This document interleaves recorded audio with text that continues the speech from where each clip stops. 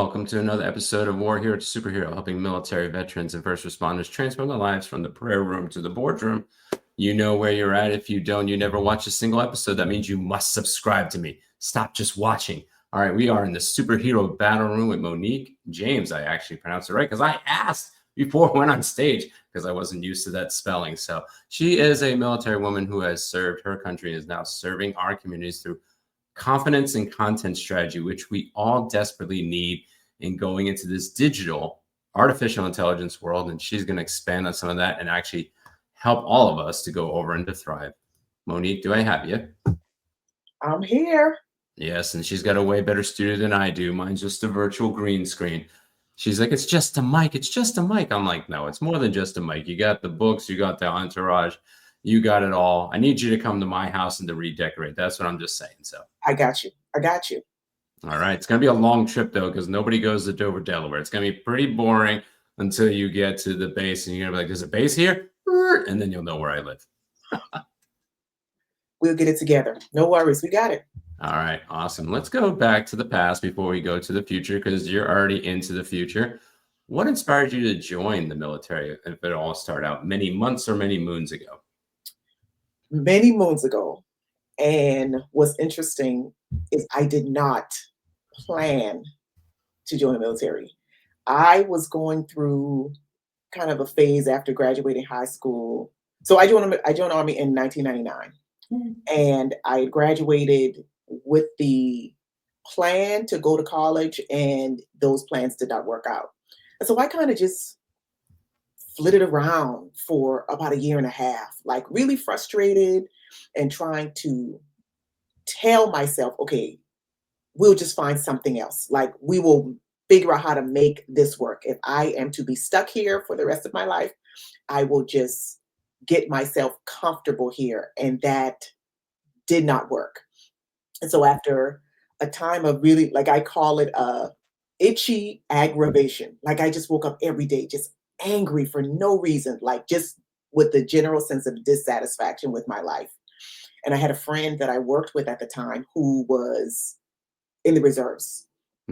And she started talking to me like, you should think about, going to the military. Like, what are you talking? Like, no, that was never something that I thought I would do. That was never anything that I considered. I can't even see myself doing that. But after a while, I started entertaining the idea and just thought, well, this clearly is not working.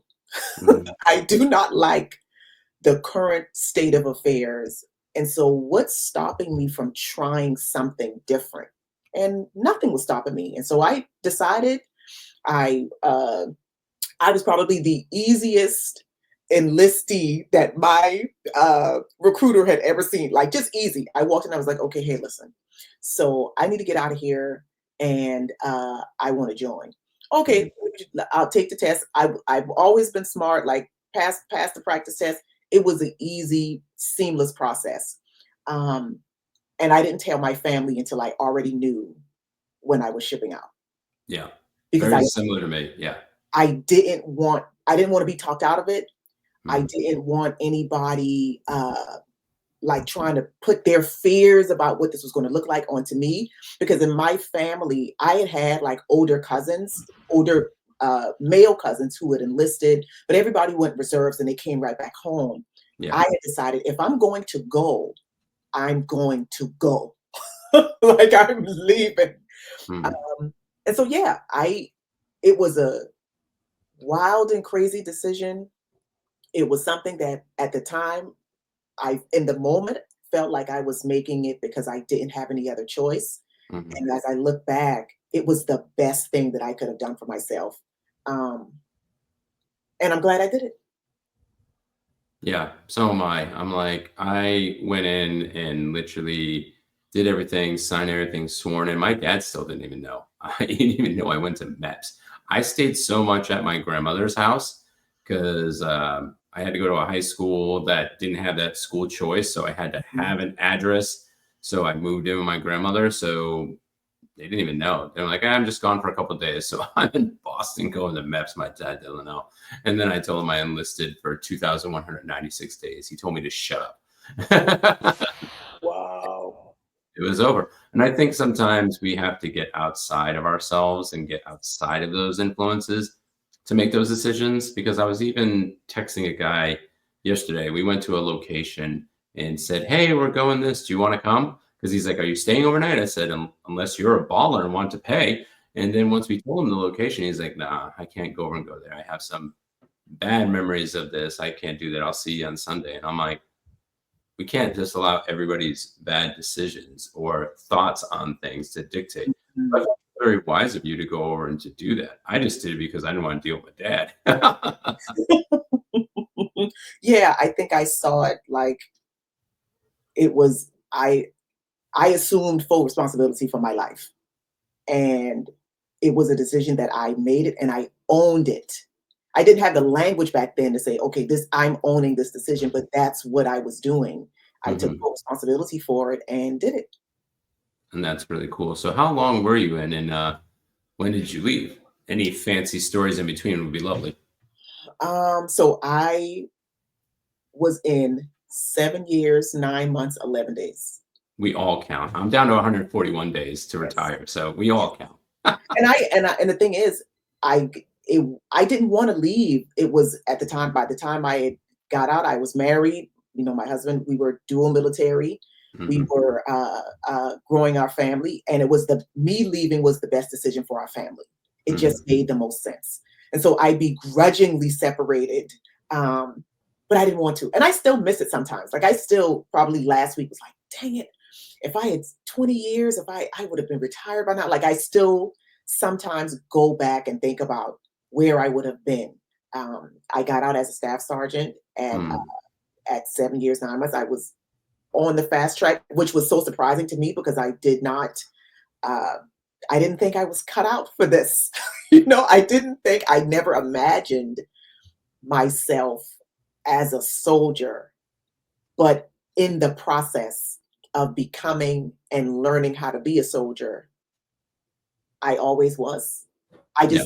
just I think I just needed the opportunity for those parts of me to be expressed and to come out. One story I could think that resonates with me, I think about all the time. I was in intel, and the first 2 years I was in, I was just in training. Training here, training there, training everywhere. Mhm. And, I was stationed at an Air Force base that had a Marine Corps obstacle course on it. And one day for PT, they march us over there and like, okay, this is what we're doing. We're doing an obstacle course. And I was like, what am I even doing here? After, keep in mind, this is after basic training for Yeah. all of that it was, I still didn't see myself in this way. And Yeah. so walking up to this, marching up to this obstacle course, and I am like, what? This is not, nope, I'm not doing this. I can't, the self-doubt, all of the stuff is coming up like, no, I'm not going to be able to do this. Um, but if I am one thing, I am stubborn. And so once we get there and they separate us and one line for the males, line for the females, and Yeah. okay, we're gonna run it. I just kind of got pissed off after hearing like how the drill sergeants were talking trash to everybody else. Like, I'm gonna do this damn obstacle. I'm gonna do this obstacle course. I'm gonna run it.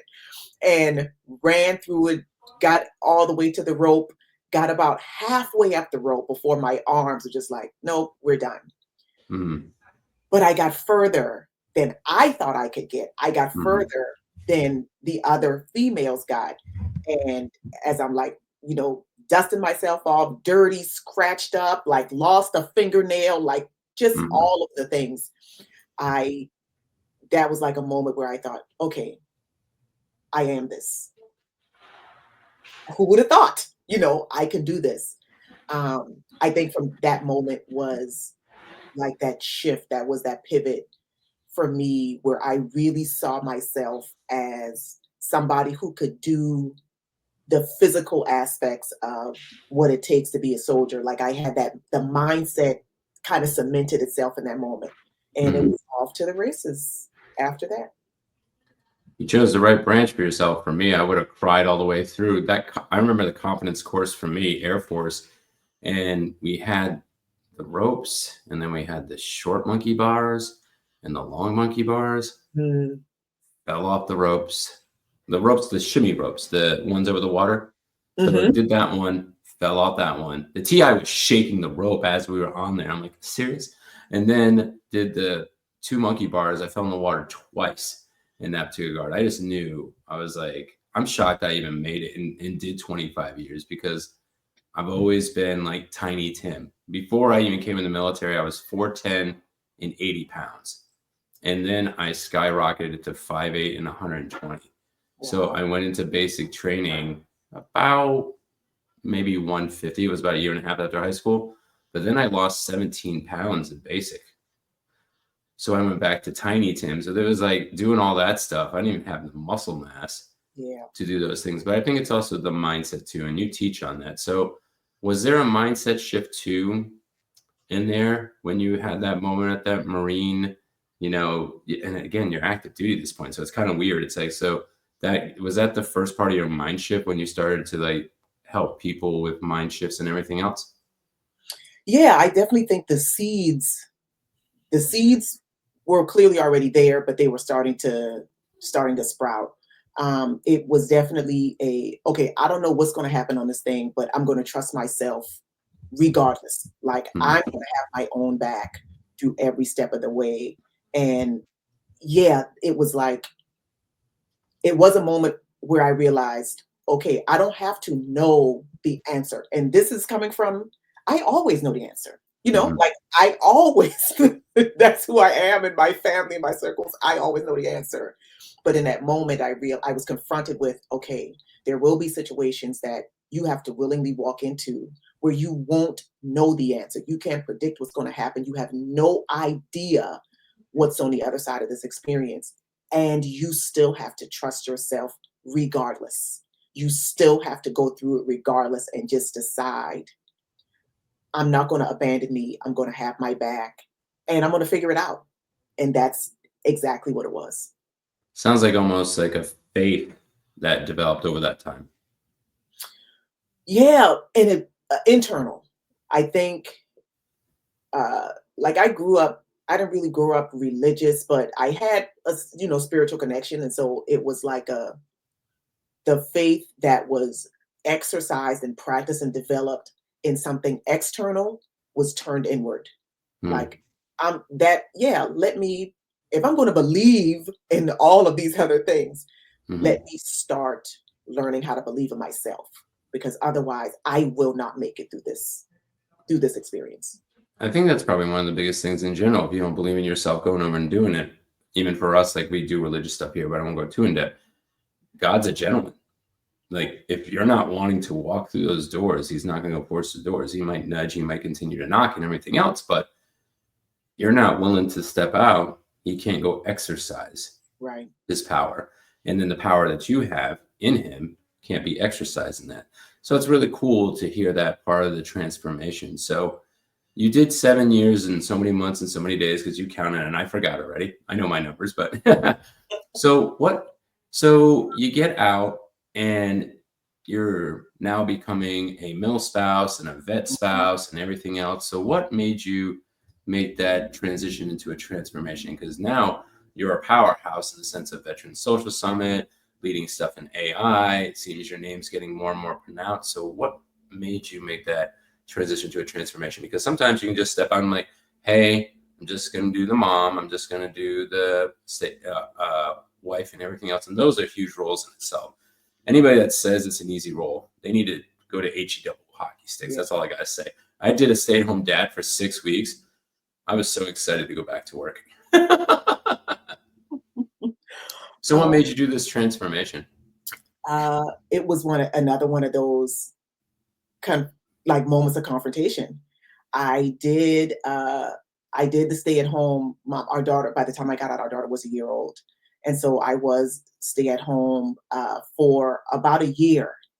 And in that year, her and I moved. At the time, my husband had gone back overseas, and we started out my after I got out, after I separated, we lived with family, and then in that time, we moved. She and I moved to our forward what we know we were going to PCS to after my husband got back. Yeah. And I decided to go back to work. I decided to start going to school. And it was like a tiny step. It wasn't a significant step. It was just like, okay, I'm still trying to figure things out. Like, I'm just going to take the easy path. I will find a daycare and put her in daycare, and I will find a job. And I'm former military. I will just get a government contracted job, easy peasy, lemon squeezy. And that's what I did. And I coasted. So I still wasn't transformed. I was very much just coasting. Mm. And that job, like I got hired at the time. I didn't know this at the time, but the contract was up for recompete. Mm. And so I had gotten hired under the company that had it, who had previously been awarded it, Yeah. and worked for a week before another company that had protested ended up getting awarded it. So I worked for a week Wow. as an employee of one company. Mhm. And then the second week on the job, I had to sign paperwork to work for another company, still doing the same work, but just became employee of a different company. So that like was a eye-opening moment too. I was like, oh, okay, so I need to learn more about like how this whole thing works if this is going to be my life. Like I need to start paying attention to what's happening on a macro level, because that will help me make more informed decisions about where I apply if I'm ever in this situation again. And Yeah. sure enough, in year 4, that's what happened. Contract coming up again for recompete. And by this time, I used the time that I had been there. I uh, got associate's degrees, got my bachelor's degree, got Lean Six Sigma, a few certifications, and I was Mhm. getting started on my master's. Ooh. And I had learned that I had a counterpart who worked in a different office in a different state. I found out that he was being paid $10,000 more per year than I was. We were doing the same job. Yeah.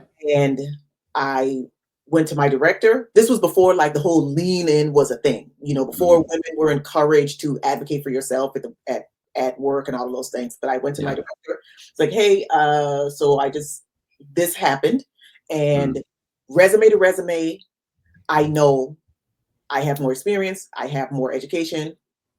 At least I want to be paid what this person's making. Yeah. And it got sent up the chain, and I knew they were going to deny me. I knew it before. I knew it the moment I finished speaking to my director. But Mhm. it got sent up the chain, went through whatever channels, came back. The answer was no. And so I decided, okay,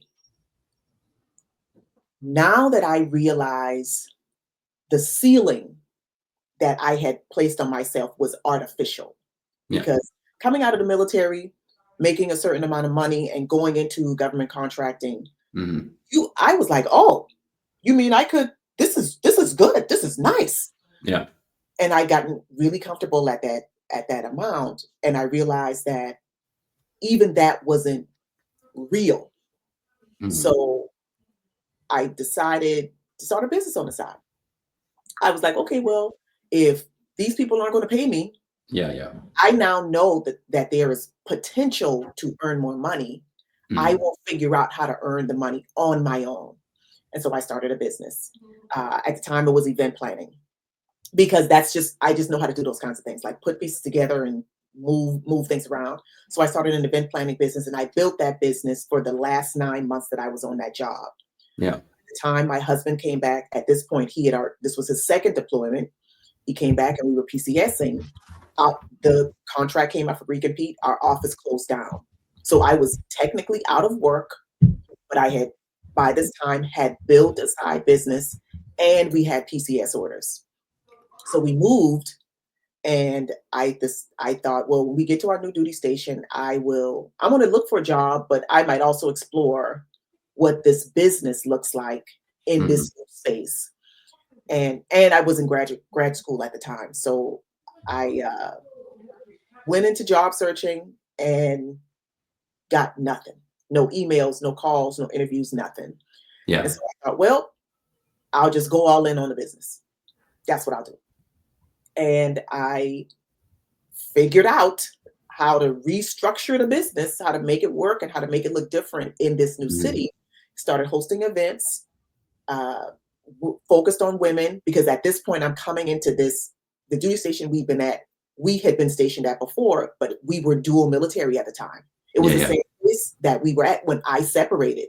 But Mhm. going back as now the spouse, I Yeah. saw through new eyes. I saw things I didn't see before. I was more engaged in the community than I was previously. Oh, yeah, yeah, yeah. I started hosting events. Those events started, growing in popularity. People started showing up and things. And over time, that event planning business became, um, so at the events, women would come and we would talk, military spouses, non-military spouses, things like that. We would talk about things that were going on in our real lives, the struggles that we were having, the military spouses, trying to navigate the military bureaucracy without any kind of familiarity with how things work.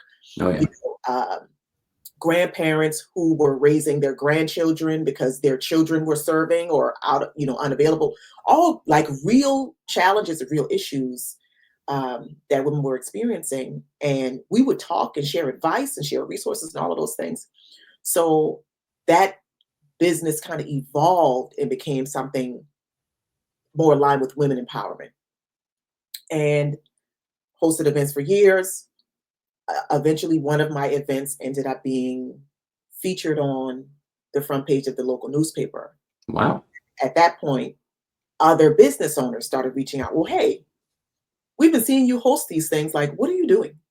Mm. How are you getting people to come to your events? How are you getting the word out?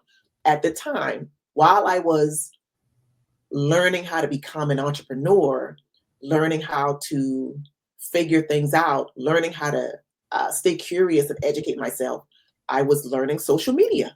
I was learning how to use YouTube and how to do things on Facebook and how to announce things and tell people about things. That turned into what became ultimately my marketing consulting business. So I went from service member to, contract employee to side hustler to full-time entrepreneur Yeah. to two times over full-time entrepreneur. It was around the time that I decided that I was going to go all in on the business. That's when the transformation happened. I was still holding, I think I still had in the back of my mind, well, I'll just find a job and return to coasting. But when Yeah. that opportunity was no longer available, I shifted and started to see myself differently again, imagining what would it look like if I bet on myself completely.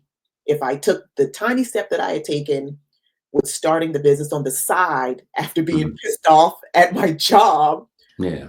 what would happen if I go all in on that? That's when the shift happened. Um, that's when I leaned in and went Mhm. all in on entrepreneurship. And by the time we moved again, our last military move was 3 years ago after my husband had retired. Yeah. Uh, I shifted again. AI came on the scene. Um, I shifted to the marketing consulting that include AI. And now I'm able to merge those two pieces, the days of having the conversations with women and helping them figure out how to trust themselves and overcome obstacles, allowed me to now have conversations with business owners about the challenges that they're dealing with in their marketing and work with them through figuring out how to overcome obstacles and get the results they were looking for. So it's kind of the best of both worlds. For a Mhm. long time, I kept the two businesses very siloed, Yeah. but I realized what I learned how to do in sitting in those conversations with women, even in coaching myself Yeah. through the Marine Corps obstacle course or through, being denied the raise, those skills help me now in what I do in both businesses. Still talking to women about being confident and self-trust and doing that inquiry and asking themselves questions. and in the marketing space, talking to business owners, helping them identify what they want their marketing to do for their brands, and then Mhm. building plans that they could follow with confidence because they're clear on what it is that they want and who they are. So it definitely is the best of both worlds. Yeah, because that sounds amazing in that particular regard. Because I think as soldiers and getting out of the service, we don't realize our value and our worth. I think it's totally unacceptable. It shouldn't matter on longevity, gender, all those things. That all went through my head. I'm like, did you hit the ceiling of gender and also race because of that raise? And I'm like, but I think for us as military people, we don't allow those things to dictate, because when we came into the service, it doesn't matter. You and me are both the same rank. We get the same pay. It's our merit, it's our worth, and then our promotion that goes over and gets us that. And even in the government system, it's like years of experience. And then based on the merit, you go into that corporate world and you're like, you're treating me this way because of this bias, that bias, this Mhm. bias, financial bias. So you don't want to piss us off, because we're eventually going to probably do something better or maybe even become your competitor. So you should have just gave the raise, and now they're missing out on the great joy and things that you contribute. And now they're having to hunt for somebody that might not be as ferocious in getting the things done. So I'm kind of glad that you made that pivot with that. So I want to get into the AI piece now before I get into my standard questions a little bit in there. So you fused AI and marketing and also building confidence, which I think it really does go hand in hand, because I can have all the tools in the world, but if I don't have the confidence, I'm not going to go execute. Right. So with that, so how do you build someone's confidence in an emerging market of AI? Because there's so much stuff out there. I'm like, do I use vidIQ? And I'm naming brands I've seen on my thing. Do I use YouTube Boost? Do I go over and hire somebody as a virtual assistant to do my social media? These are all things I've looked at.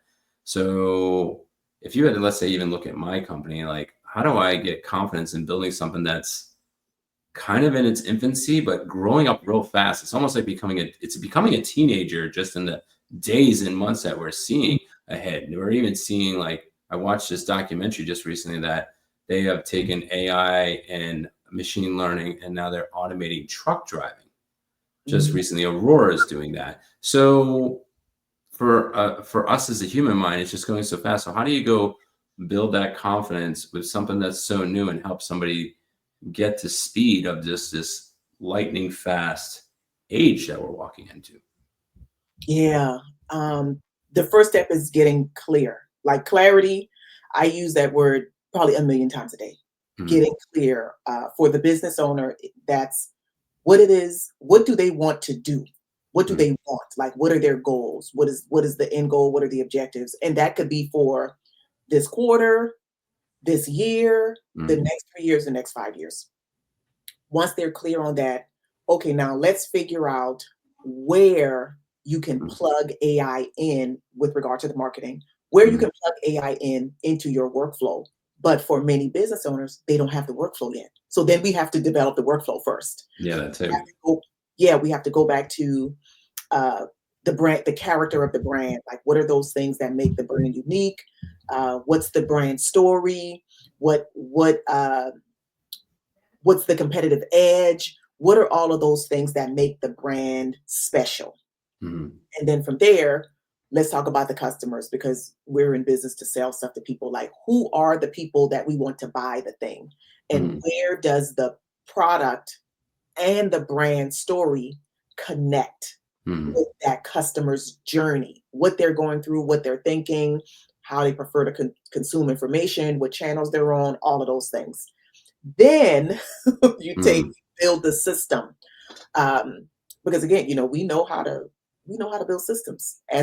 as service. So what's the system look like? What are the mechanics of it's the 3 channels or the 7 channels that you want to be on? Oh, yeah. Okay, and the audience on those channels likes this type of content, or the channel is right now favoring this type of content. So Mhm, let's figure out how, as the business owner, either whether they're solo or they have a marketing team, how do we now build a system that allows for creating content in a tier.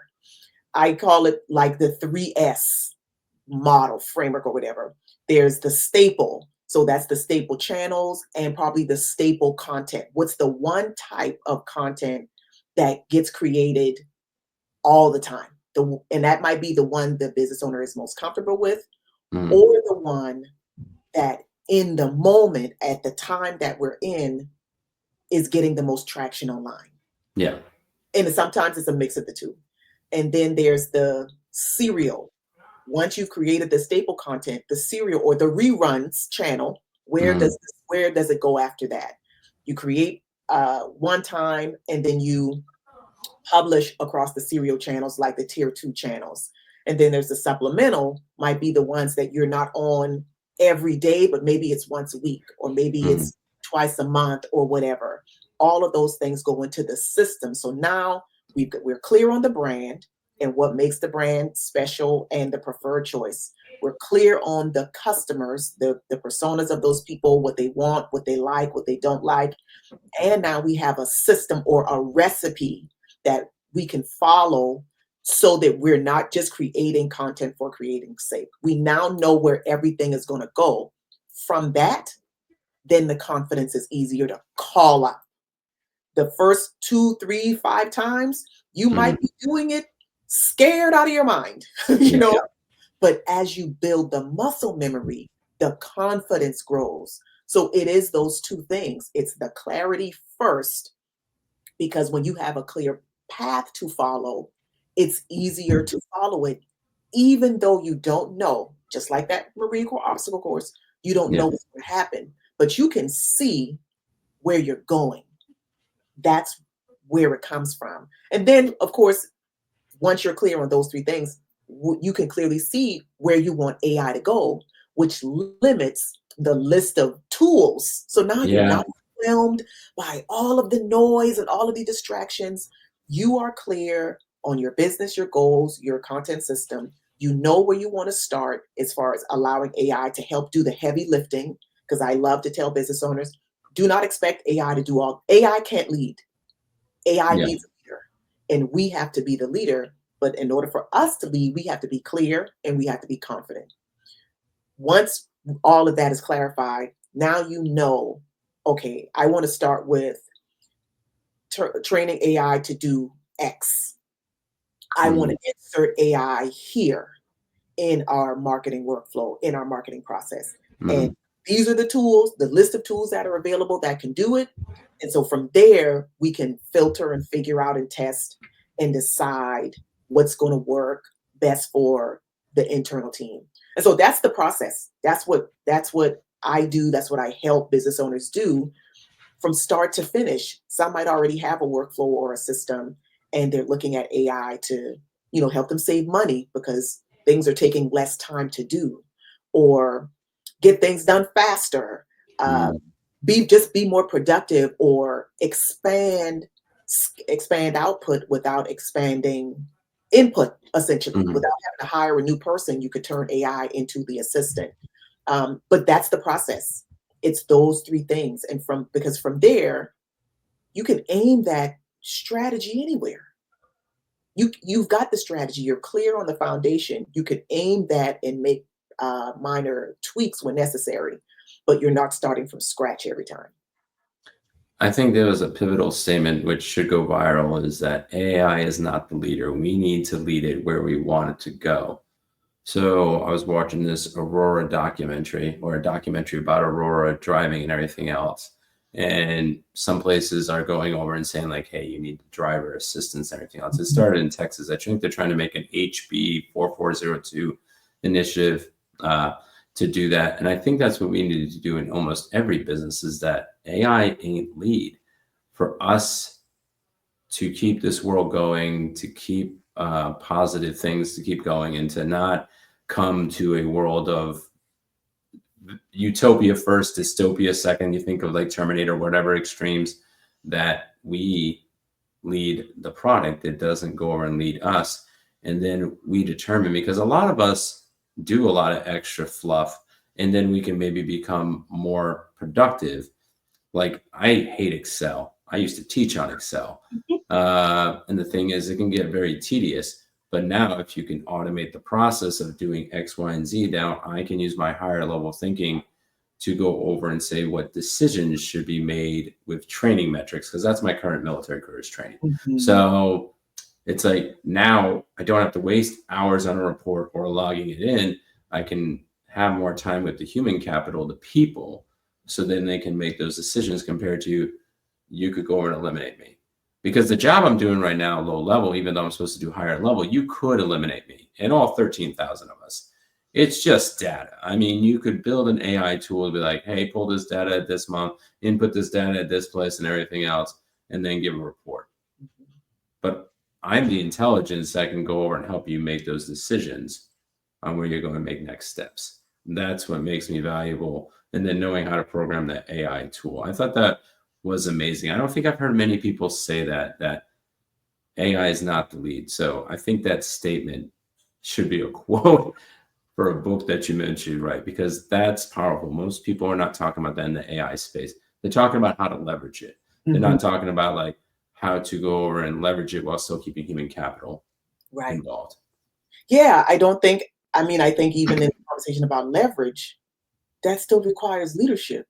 You know, like Mm, we still, it still requires us to lead. I just don't think AI has the capacity.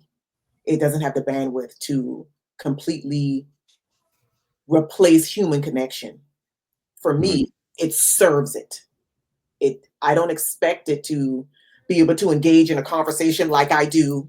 You know, it just can't. It just doesn't have that dexterity and that bandwidth and that capacity. Instead, I use it as a tool because that's mm, what it is. It's a tool that still needs an operator. You know, we're talking about a hammer or a remote control or a car. mm, It's still it still needs an operator. And for me, that's my perspective, that's my approach, and mm. that's how I encourage and consult and train business owners to treat it as well. That's really cool. So you jumped into an immersive world of AI, and this kind of ties to our next question. And it can bring a lot of stress, it can bring a lot of pressure and everything else. How do you go deal with those tough times? What is your secret fuel when those tough times come? When the tough times come, the first thing I do is nothing. I will I'm I'm not trying to push myself through anything. I have the luxury now. When we were soldiers, we didn't have a choice, you know? Mhm. We had drill sergeants and different people barking orders and telling us to push through. In my business, in my life, I give myself grace Mm, to sometimes sit in it because for me, sometimes the answer comes when we release the control of it. And when the times are tough and we're trying to push through, the mhm. energy of that a lot of times is I'm trying to control it. I'm Yeah. pushing through because I'm trying to get my arms around it and control it. And I don't want to do that because if I release, surrender even, Mhm. knowing the weight of saying a word like surrender in the military context, like surrender to the situation, Yeah. the wisdom and the insight and the strategy now has room to rise. And then I'll know what to do. My husband and I, we have this joke sometimes that sometimes I will just out of the blue be like, oh, we need to do this, and this. And on the outside, it looks like that just came to me in the moment. When in Mm, reality, it's been simmering in the back, but I let it go. I pushed it to the back and allowed myself to focus on other things mhm. so that the step by step, the strategy, the battle plan, the whatever can be revealed. And now we can take action with clarity and with confidence. So yeah, I think it is a balance of it's an ebb and a flow. It's knowing when you're holding the line Mhm. and when you're leaning. And that requires like a level of discernment, intuition, Mhm. because from that, for me, that's where strategy comes. That's where strategy is revealed. And that's how you can turn the situations that we see in the movies where they were down to the last 3 bullets. It looked like it was over. And then suddenly, outsiders, we don't see what's going on internally. The Mhm. suddenlies, what looks like suddenly to people on the outside, can be a lot of discernment and intuition and self-trust and courage and self-inquiry internally. And that's when the tides turn. That's very interesting. Hear very few people use the word surrender in a positive way. My wife wrote a book called Elements of Surrender. She's trying to rewrite the script on that from a biblical perspective. That when Mm, you do surrender, you go over and get freedom. It's not in every situation, of course, and whatnot, but it's like I think sometimes we need to go over and surrender, like you said. It's just like sometimes even that synapses don't get that time to go over and think. So you're thinking in chaos mode, using the amygdala, figuring out all on your own. You're not on intuition, divine power, God to come into the factor. And, sometimes it's even marinating. And there's a culinary process, if I remember correctly.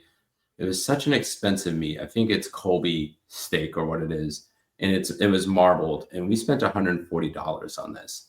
If we would have rushed it and said, hey, I don't want to wait a few days for you in the kitchen to go over and do that. You get the meat from Japan, you go over and bring it in, you cook it, I eat it. It's not going to taste as well. It's not going to be the best thing. It's not going to melt like butter.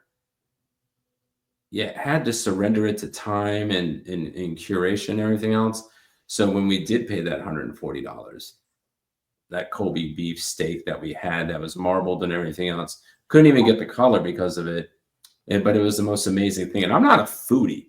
I usually eat food to live. So I was like, this was impressive in that particular regard. So even the culinary artist had to surrender the time yeah. to go over and to build that. So I thought that was very unique on how you do that. That's why I think maybe that was part of your whole strategy when you said you blended them together. You surrendered two things and you surrendered to become one because they do come together. So that's a beautiful thing. Was that something that you were taught, or is that something that came to in that particular regard? Was it a book that came to this revelation that surrender is part of your strategy to actually grow? I I don't think I don't I've never read that in the book.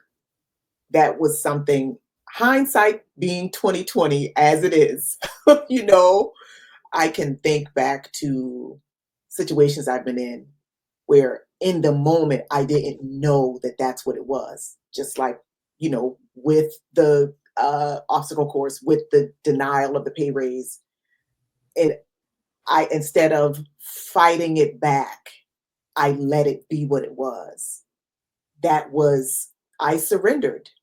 I let it be what it was, regrouped, figured things out, and then could decide what my next move was going to be. It's just been in my own reflection, as I think about everything, all of the mix of experiences and everything, and and the learning and the travel and the military lifestyle, all of the things that make up my life, the story of my life, lead to the result today. But I know in the moment I was not thinking, oh, this is surrender, and after I do this, the answer is going to come. It's just something that I Mhm. learned how to do, and just now, like in this season of my life, Mhm. I have the language for, and so now I can talk about it with clarity. We're rarely clear in the moment. Mhm. I am a big proponent of journaling. I like to, like I tell my confidence coaching, the women who follow me in my other business, like, create your own receipts, journal those things down, write about those experiences, because life will drag you around by your baby hairs and you will forget what you have come through before. You will Mhm. forget how you have overcome things. You will forget what lessons you learned in past experiences. And you can go back to that journal. You can go back to your AAR notes. You can go Mhm. back to things and be reminded and say, okay, I see a blueprint in these experiences. Let me Mhm. see how I can apply that going forward. And I think that's huge. A lot of things we don't go over and do, and especially with the new technology world, like we go tend towards this and Right. we keep filling towards this. And you seeing now, actually, I'm ordering the thing called Brick. It actually will make my phone a brick. Even come to find out, I'm like, I used to be a lot more fruitful in my entrepreneurial, my spiritual, mental, emotional walk when I wasn't involved as much of this in the tech. So there's a brick that actually goes over and it's a physical brick. And then you connect it to your phone. You say, these are the things I want to shut off. And unless I have the brick, it won't turn back on. So then it allows me to be more creative. And it's also teaching me that if I don't surrender and shut this stuff off, I'm going to lose out on so many different things because I found out I was doom scrolling an average 7 hours a day, which a lot of Americans are doing. So it's so funny about even with tech and everything else, we want to advance and everything else, but sometimes we have to surrender back to the old so we can really truly go over and grow. Yeah. And that's at least for me on my next surrender strategy is the paycheck comes in Wednesday. I'm ordering the brick, I'm programming that bad boy, and I'm going to keep it at home. So it just goes over unless I absolutely need it, if I get the shakes, so, But that so that comes with a level of, it's like being able to tell the truth to yourself about yourself without judging yourself. Like, yeah. okay, this is what I've been doing. 7 hours on this phone, and I do not want to keep doing that. So let me figure out what I can do differently to shift my own patterns. That's beautiful. Yeah, yeah, and I've had an opportunity to lead studies in groups, and I realized that of myself, and I think that's the time thing when you talk about journaling, it's reflecting, asking questions. Jenna Carlton writes a veterans workbook, which is a journal for your transformation. That's been very helpful too in that particular regard. So sometimes you might journal the things you're thinking, but sometimes you need those prompt questions to be like, oh, or this Yes. is identity and everything else. So that's been really fruitful and helpful in that particular regard. But we're going to pivot to one last question in that particular regard, and then we're going to give you the floor, and you can tell us more about AI and how we can take it over before it takes over us. I'm pretty sure Skynet's not real. Anyway, so 3 superhero tactics. So you talked about all these amazing things that you've gone over and learned in your journey from when you got out, and then the ceiling that you hit, and then the 2 businesses becoming one. Maybe you're going to the military influencer conference. Maybe you're working with a client. Maybe you're thinking of your past self, whatever direction you want to spin this from. If you only had like a couple minutes, a TikTok reel in a sense, what would you give them as 3 superhero tactics to take them from that surviving, locked, unconfident self to thriving, confident, and be able to press into their dreams and destiny? The first C, as you were talking, the C's were coming to my mind. The C is control, and that is release control, because control is an illusion. You're walking into a new space, walking into a familiar space with new people, you have no control. Release Mhm. that, let that go. Second, get curious. Go in open for Mhm. whatever is going to happen. Be curious, be flexible, be like water. Release the rigidity and just be willing to participate in the moment. And then the third thing is call up your courage. It is going to require a willingness to do something, say something that you've never done or said before, to fully participate in the moment. And if that is the goal, if the goal is for this moment, this space, this experience to benefit me, to support me in some way, it will require some courage. Release control, be curious, call up your courage. And I guess those 3 can be a catalyst to your dream. I just thought of another C. I Like I love said, it. we're working on your book right now. You need to I know. start publishing. So good thing this episode will be recorded. It will be distributed and everything else. So Perfect. you can go back all those notes and then you can use your AI tools to expedite Exactly. writing your book because It's amazing wisdom that you've gone over and shared. So Monique, I want to give you the floor one more time. I want to thank you for coming on our show. If you want to do a call out to your brand or wherever you want to close it, but I'm going to give you the floor, and we're blessed to have you here. Well, first, thank Daniel so much. Thank you for the invitation to be here today. Thank you for this conversation. It has been rich for me as well. One thing I want to leave, particularly for the viewers, the listeners who are business owners and are leaning into AI, experimenting with AI, tiptoeing around AI, I want to share a framework for you that I know will help you as you're navigating the space and figuring out what it can do for you in your marketing. And that is 15, 70, 15. That is a ratio. It is a breakdown of responsibility when it comes to how I believe you as a business owner should engage with the AI technology.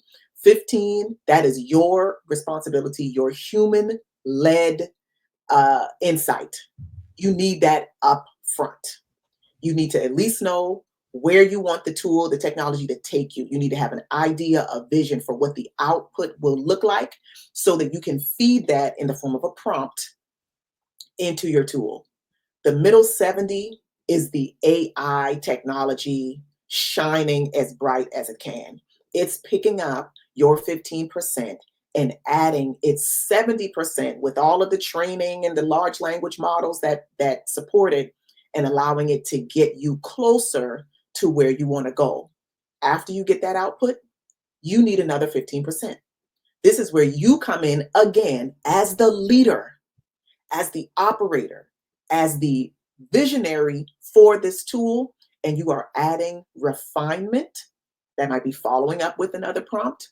You are adding nuance, insight, all of the super secret extra specialness to the output that the AI is giving you, so it totals to 100%. The tool cannot be expected to perform exactly like you because you bring so much untapped, unacknowledged, unexplored insight, experiences, and brilliance to the technology that the technology just simply, it is unfair to expect the technology to be able to tap into. So stand in your leadership, ensure that you are using your tools responsibly. You are allowing the tool to do everything that it is equipped to do to support you, and lead it to 100%.